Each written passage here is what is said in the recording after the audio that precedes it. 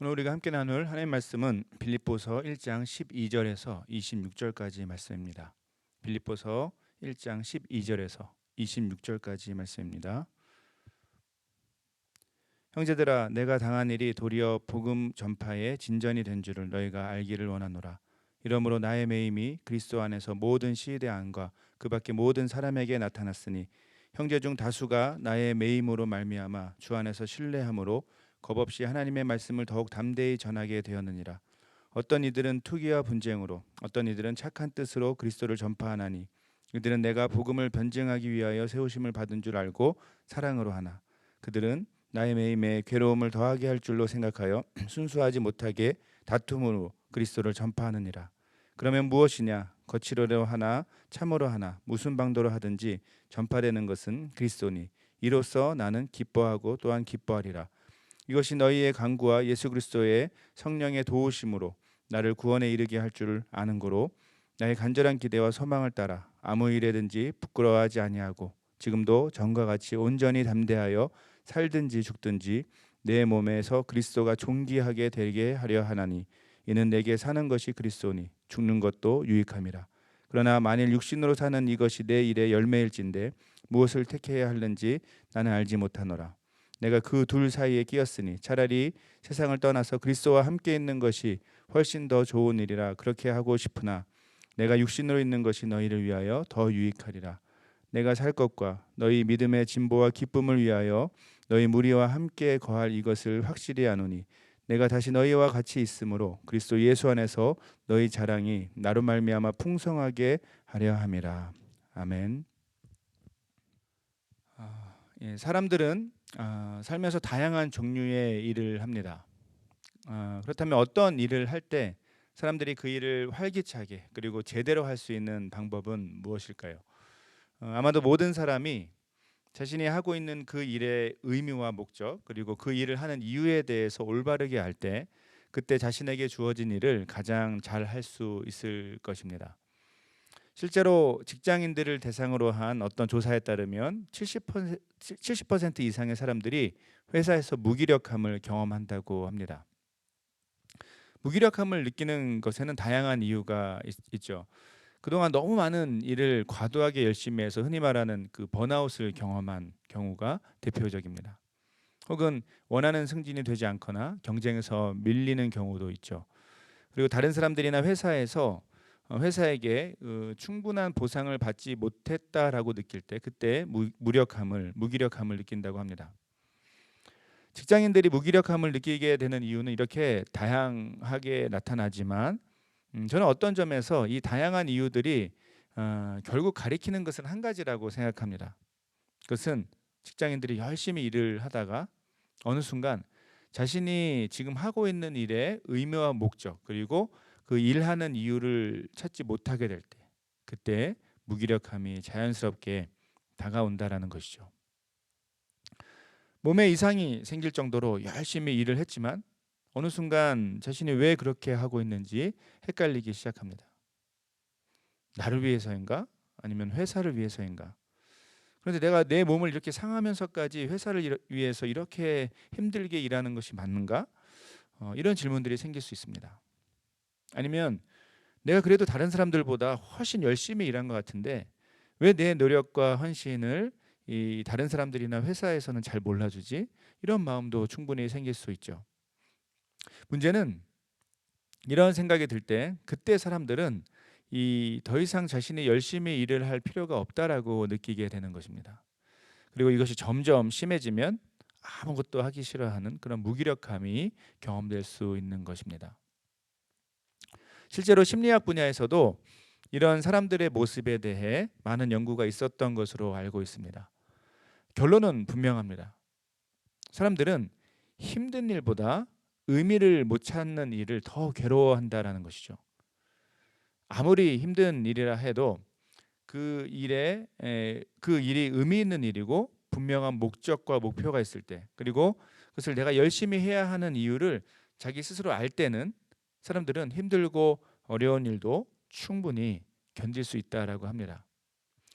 하지만 반대로 아무리 쉽고 편한 일도 자신이 생각할 때 의미와 목적, 이유를 찾지 못하게 된다라면 절대 오랜 시간 그 일을 할 수 없다라는 것이 심리학 공식처럼 우리에게 알려져 있습니다.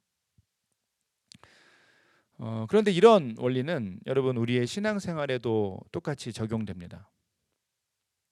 특별히 우리가 흔히 주님의 일이라고 표현하는 그렇게 생각하는 일들에 대해 우리 스스로 어떤 의미와 목적 그리고 이유를 찾는지에 따라 우리는 전혀 다른 모습으로 그 일들을 감당하게 된다라는 것이죠. 만약 우리가 주님의 일을 한다고 하면서도 그 일의 의미와 목적 혹은 그것을 하는 이유에 대해서 제대로 이해하지 못한다라면 그 일들은 오히려 우리 신앙의 걸림돌이 되는 경우가 있습니다. 하지만 반대로 우리가 말씀을 통해 또 주님과의 관계 속에서 그 주님께서 맡겨주신 일의 의미와 목적 그리고 그것에 대한 이유를 제대로 이해한다면 그 일들은 놀라운 신앙의 기쁨을 발견하는 귀한 은혜의 통로가 되기도 한다라는 말입니다. 오늘 우리는 함께 읽은 말씀을 통해서 바로 이 사실에 대해서 함께 정리해 보려고 합니다. 구체적으로 비록 힘들고 어려운 삶의 환경 가운데 있었지만 자신이 하고 있는 그 주님의 일에 대한 올바른 이해를 갖고 있었던 사도 바울. 이 사도 바울을 통해서 주님은 우리에게 사명을 통해 누리는 기쁨이 무엇인지 우리에게 알려주려고 하신다라는 것입니다.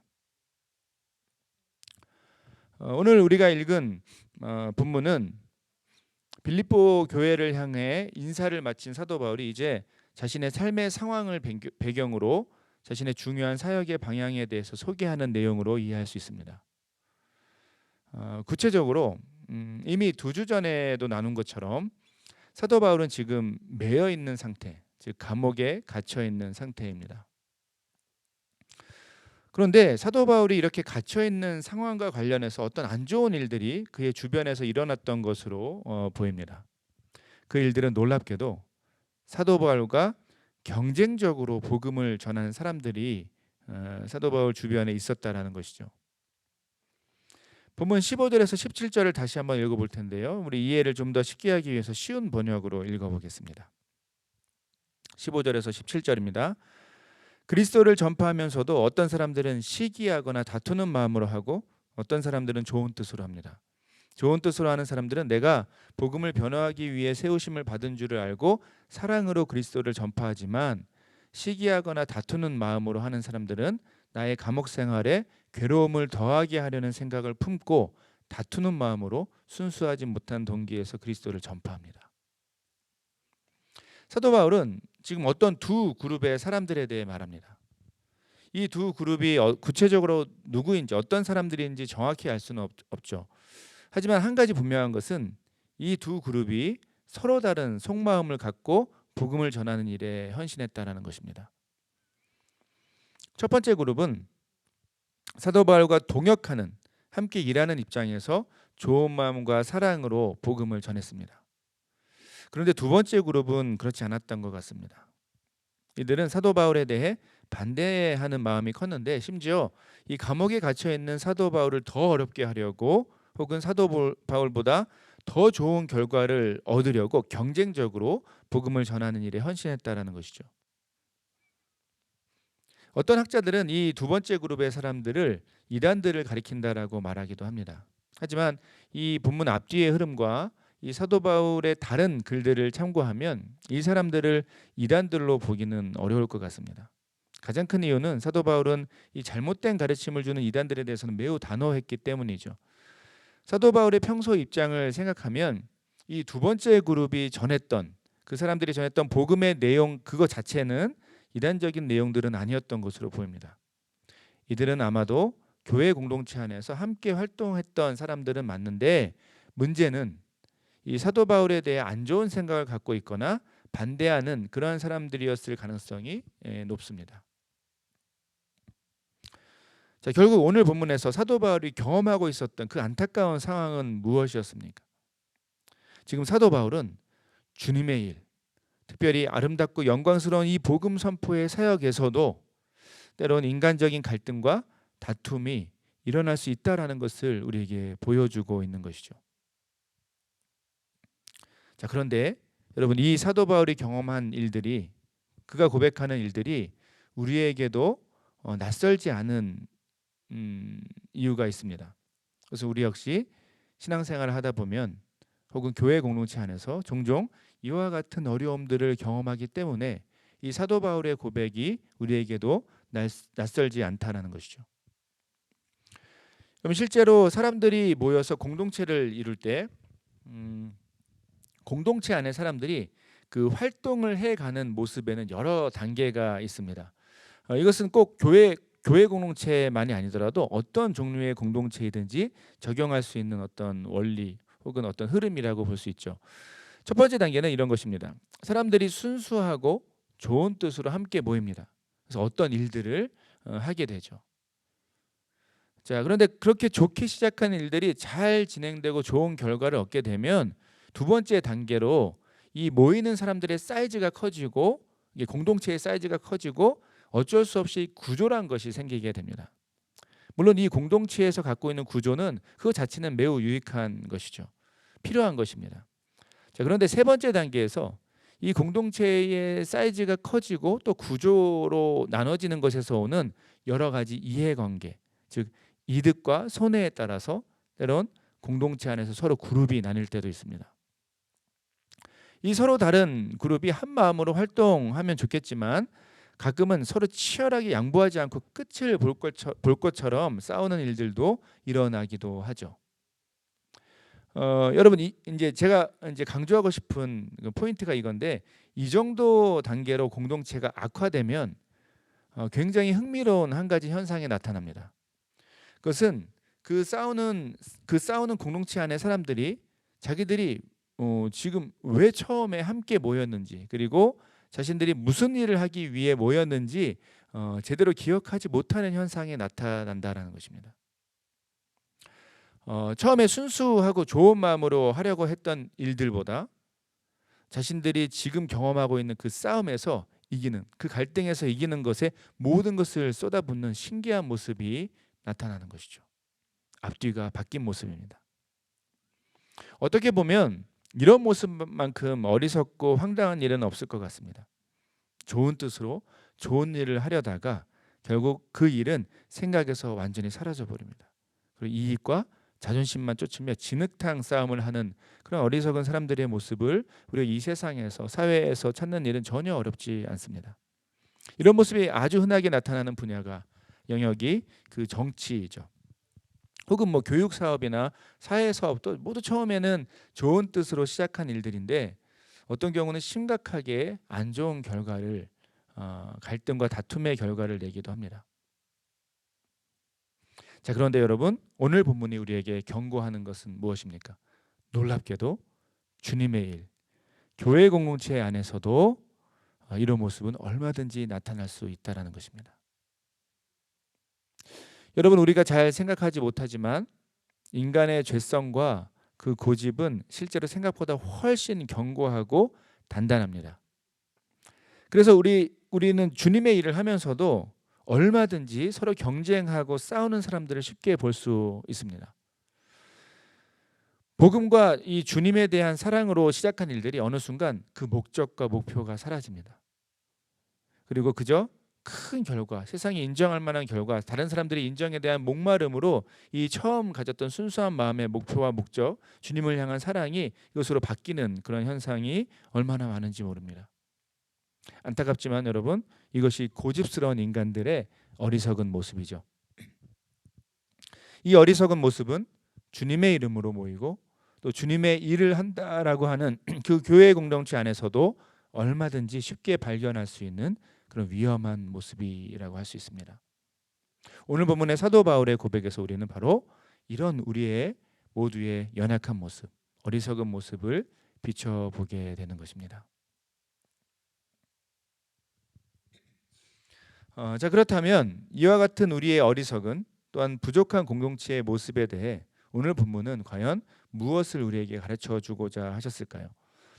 특별히 이 중심에 서 있었던 사도 바울을 통해 우리 주님이 우리에게 요구하시는 어떤 삶의 모습은 무엇이었을까요? 오늘 본문은 결론부터 먼저 말하면 우리로 하여금 이 진실한 사명의 본질을 오직 예수 그리스도 안에 두는 것만이 이 모든 우리의 연약함과 갈등에 대한 유일한 해결책이라는 것을 알려주고 있습니다. 자, 오늘 본문에서 사도 바울은 자신의 삶과 자신의 사역에 있어서 두 가지 특별한 고백을 나누고 있습니다. 첫째는 자신의 삶과 사역의 목적 혹은 목표에 대한 것이고, 둘째는 자신의 삶과 사역의 존재 이유에 대한 것입니다. 자, 먼저 사도 바울은 자신의 삶과 사역에 있어서 가장 중요한 목적과 목표에 대해서 설명합니다.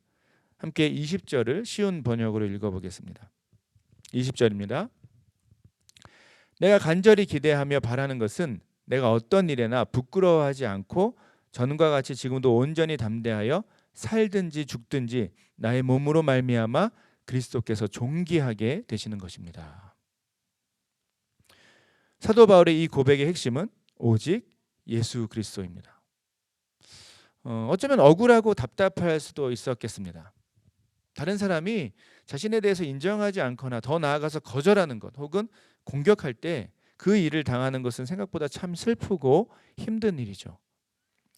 무엇보다 복음 안에서 그리고 주님 안에서 한 길을 걷고 있다라고 생각하는 그런 사람들에게서 그런 종류의 어려움을 당할 때는 더 견디기 힘들었을 것입니다. 하지만 여러분, 사도 바울에게는 분명한 초점이 있었습니다. 자신이 인정받는 것이나 혹은 자신이 사랑받는 것이 그의 삶에 있어서 최고의 목표가 될 수 없었다라는 것이죠. 그의 삶의 유일한 목표와 방향은 자신을 구원하시고 자기에게 은혜를 주신 그 주 예수 그리스도께 자신의 삶의 최고의 목표와 방향이 있었다는 것이고, 그렇기 때문에 그는 사람들의 그 부정적인 반응에 대해서 자유로울 수 있었다는 것입니다. 자, 이와 더불어 두 번째로 사도 바울은 자신의 삶과 사역이 존재하는 이유에 대해 확신하고 있었다라는 것을 고백합니다. 함께 22절부터 26절을 또 이것도 쉬운 번역으로 읽어보겠습니다. 22절에서 26절입니다. 그러나 육신을 입고 살아가는 것이 나에게 보람된 일이라면 내가 어느 쪽을 택해야 할지 모르겠습니다. 나는 이 둘 사이에 끼어 있습니다. 내가 원하는 것은 세상을 떠나서 그리스도와 함께 있는 것입니다. 그것이 훨씬 더 나으나 내가 육신으로 남아있는 것이 여러분에게는 더 필요할 것입니다. 이렇게 확신함으로 나는 여러분의 발전과 믿음의 기쁨을 더하게 하기 위하여 여러분 모두의 곁에 머물러 있어야 할 것으로 압니다. 그것은 내가 다시 여러분에게로 감으로써 여러분이 나를 대면하는 일로 그리스도 예수 안에서 여러분의 자랑거리가 많아지게 하려는 것입니다. 방금 이 고백을 좀 더 쉽게 표현하면 이렇게 볼 수 있습니다. 여러분, 나는 사실 이 땅에서 살아가는 것보다 조금이라도 더 빨리 주님과 함께 더 가까이 있고 싶습니다. 그것이 나에게 가장 기쁘고 행복한 일입니다. 자, 하지만 여러분, 아직 나에게는 이 세상에서 이 땅에서 해야 할 일들이 남아 있습니다. 그것이 바로 여러분이 믿음 안에서 자라도록 돕고 섬기는 일입니다. 바로 이 일 때문에 나는 죽지 않고 살아서 여러분과 최대한 함께 믿음의 길을 걸어가는 것이죠. 여러분, 이 고백에 따르면 사도 바울은 분명히 자신이 이 세상에 이 땅에 존재해야 하는 이유를 알고 있었습니다. 그것은 바로 그에게 주어진 사명이었습니다.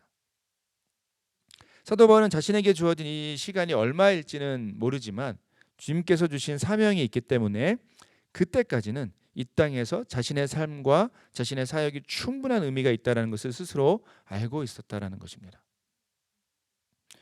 자, 그런데 이와 같이 자신의 삶과 사역에 있어서 목적과 그 존재의 이유에 대해서 분명히 알고 있었기 때문에 중요한 것은 그의 삶에는 주님께서 허락하신 특별한 기쁨이 경험될 수 있었다는 것이 바로 오늘 본문의 중요한 초점입니다.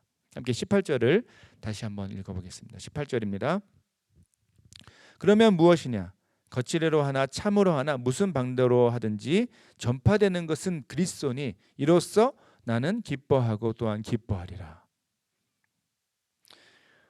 이미 조금 전에 살펴본 것처럼 여러분, 지금 문제의 핵심은 자신에 대해서 사도 바울 입장에서는 자신에 대해 반대하는 사람들 혹은 경쟁적으로 주님의 일을 하는 사람들이 있었다라는 것입니다. 자, 이런 상황이 되면 당연히 마음이 상하고 짜증도 났을 것입니다. 어쩌면 오기도 생겼을 수 있을 것 같습니다. 똑같이 나 더 잘난 모습으로 내가 사역을 탁월하게 해내겠다라는 그런 마음도 있을 수 있었죠. 하지만 사도 바울의 고백은 매우 담백합니다. 그는 상황이 어떻든 사람들의 반응이 어떻든 그리스도가 온전히 선포되고 있다라면 그렇다면 나는 기쁘고 기뻐한다라는 것입니다. 내가 무시를 당하고 거절을 당해도 괜찮다는 고백을 하는 것이죠. 이 독특한 기쁨의 이유는 무엇이었습니까? 바로 사도 바울에게 주님께서 허락하신 그 사명의 중심에 바로 예수 그리스도를 향한 온전한 초점이 있었기 때문이라는 것입니다. 결국 우리는 이 사도 바울의 고백에서 매우 분명한 한 가지를 발견하게 됩니다. 확인하게 되죠. 그것은 예수 그리스도 안에서 자신의 사명의 본질을 발견한 사람은 결코 상황이나 주변의 반응, 다른 사람들의 반응에 쉽게 흔들리지 않을 수 있다라는 것입니다. 그리고 그 사람은 어떤 상황 속에서도 예수 그리스도의 기쁨을 누릴 수 있다라는 것입니다.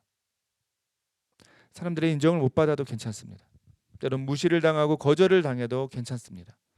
어떤 상황이든지 예수 그리스도의 복음과 진리가 선포될 수 있다면 자신의 자존심과 자신의 이익을 담대하게 내려놓을 수 있는 삶, 여러분 이러한 삶은 바로 예수 그리스도 안에서 온전한 사명을 찾은 그 한 사람에게 가능하다라는 것을 바로 오늘 본문이 우리에게 소개하고 있는 것입니다.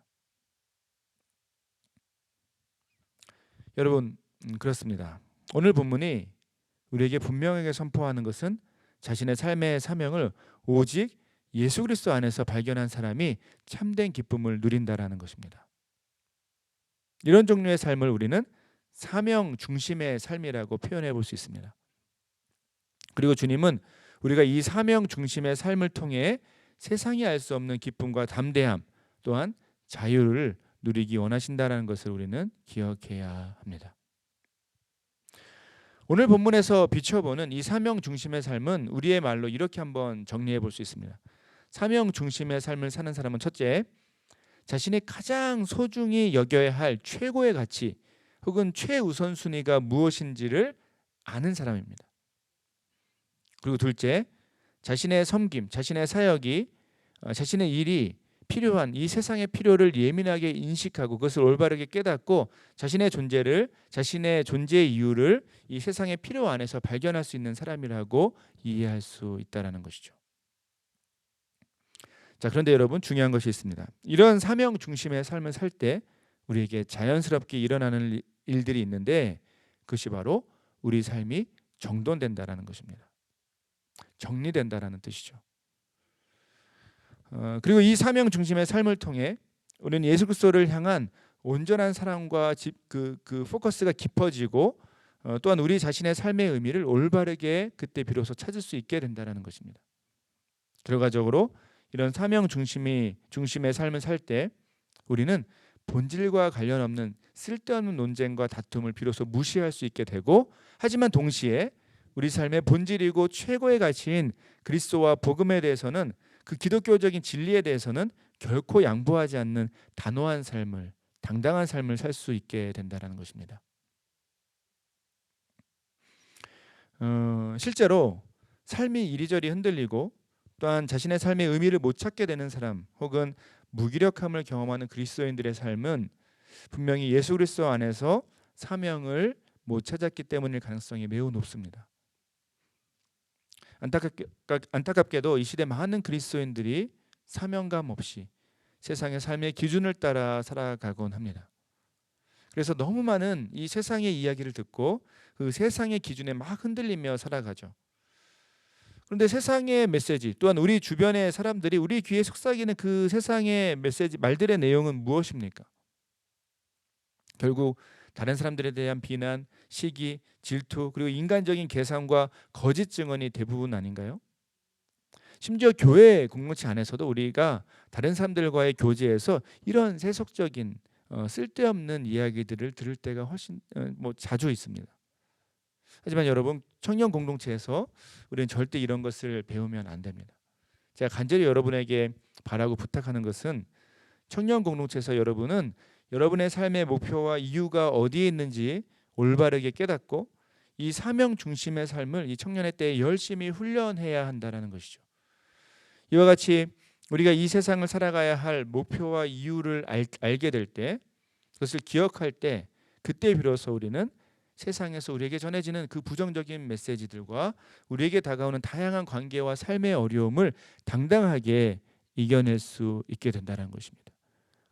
쓰러지지 않고 좌절하지 않고 낭망하지 않고 승리할 수 있게 된다는 것이죠. 지난 기독교 역사를 돌아보면 이와 같이 사명 중심의 삶을 살았던 수많은 믿음의 선배들이 있었습니다. 우리 담임 목사님 책에도 소개된 찰스 시미언 목사님 이야기를 하지 않을 수 없는데요. 찰스 시미언 목사님은 18세기 후반에 영국 케임브리지 대학 안에 홀리 트리니티 교회를 섬긴 목회자였습니다. 당시에 이 교회는 성경적인 복음 증거 그리고 설교에 대해서 별로 관심이 없었습니다. 그냥 형식적인 종교 생활이 당연하게 여겨지던 상황이었다라는 것이죠. 어쩌면 그런 모습은 당시 영국 대학 안에 가장 일반적인 모습이었다라고 합니다. 자, 문제는 이 찰스 시미언 목사님이 이런 잘못된 흐름을 끊고자 했다라는 것이죠. 이런 잘못된 흐름을 끊고 성경과 복음의 핵심으로 학생들을 이끌려고 했는데, 문제는 당시 학생들과 교회 지도자들이 이 목사님을 거절하고 모욕했다라는 것입니다. 그런데 여러분, 자그마치 그 거절의 기간이 12년 동안 이어졌습니다.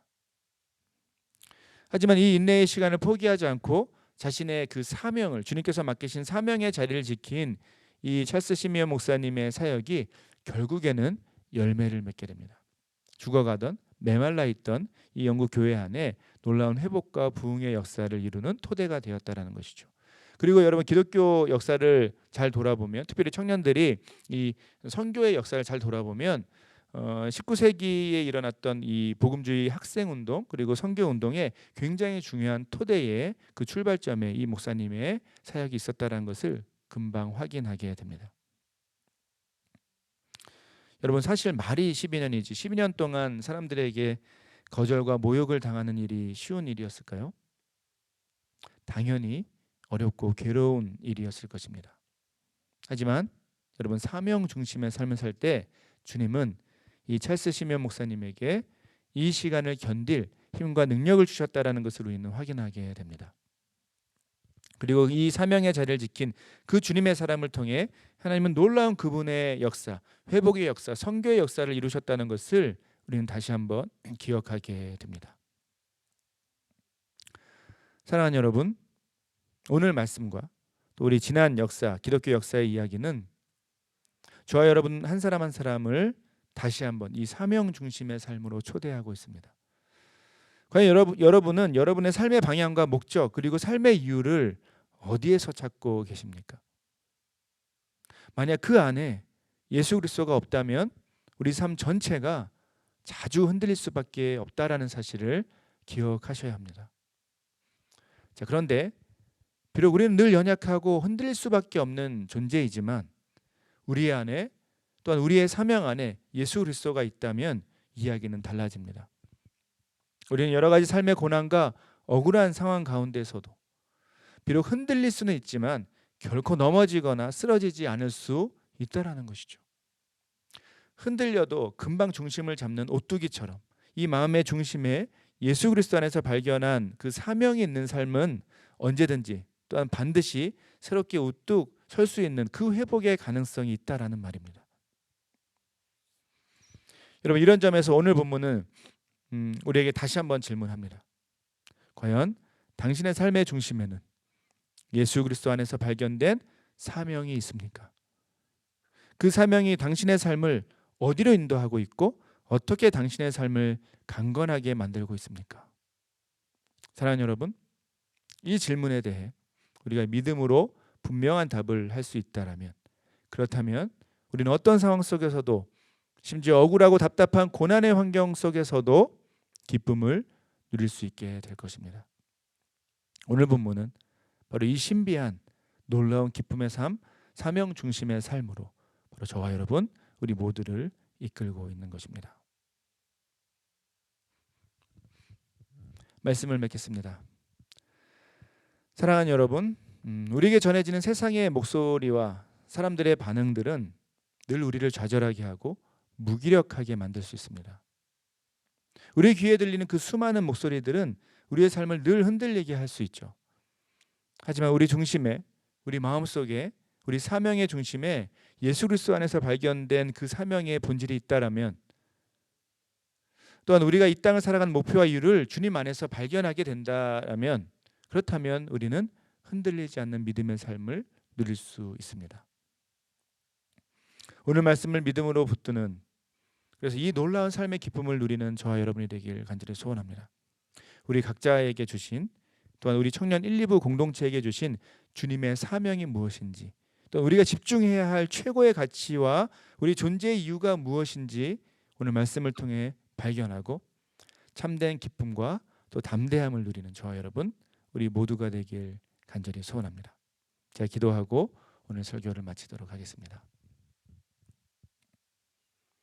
은혜로우신 하나님, 감사드립니다. 오늘도 우리를 주의 거룩한 말씀 앞에 세워주시고 우리 한 사람 한 사람, 우리 공동체에게 주님께서 원하시는 뜻을 밝히 알게 하심을 감사드립니다. 하나님, 우리 안에 다시 한번 주님 안에서 발견되는 참된 사명이 회복되게 하여 주시옵소서. 그 사명 중심의 삶을 통하여서 세상이 알지 못한 참된 기쁨을 누리고 우리가 이 땅에서 살아가며 하는 모든 일들, 또 우리 삶의 존재가 어떤 이유가 있는지, 어떤 의미가 있는지를 기억하고 담대하고 기쁨으로 또 이 믿음의 길을 걸어가는 우리 모두가 될 수 있도록 우리를 인도하여 주시고 함께하여 주시옵소서. 감사드리며 거룩하신 예수 그리스도의 이름으로 기도드립니다. 아멘.